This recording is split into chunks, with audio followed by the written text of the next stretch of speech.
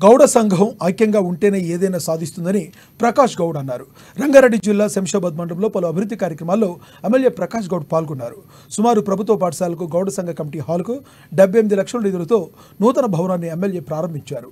నరుకుడ గ్రామంలో నూతన గౌడ సంఘం ఏర్పాటు చేయడం సంతోషంగా ఉందన్నారు. స్కూల్ భవనాలు కూడా కట్టడం జరిగింది. 6 గదులు కట్టడం జరిగింది. దానికి 78 లక్షలు.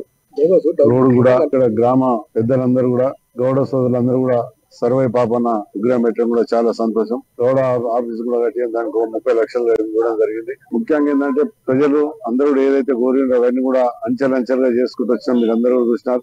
తెలంగాణ పోరాడు తెచ్చుకున్న తెలంగాణలో మనం ఏ విధంగా డెవలప్ చేసుకున్న ఆలోచనతో మేమందరం కూడా బాగా డెవలప్ చేసినాం.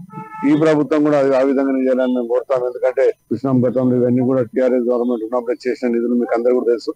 ఈ రోజు కూడా మేమందరం ఏం కోరుతాం అంటే ప్రభుత్వాన్ని కూడా ముందుగా ఏ విధంగా అయితే ప్రభుత్వం నడిపించింది ఆ విధంగానే ఈ ప్రభుత్వం కూడా నడిపిస్తే ప్రజలకందరూ కూడా న్యాయం చేసినట్టు చెప్తున్నా. దయచేసి ఈ రోజు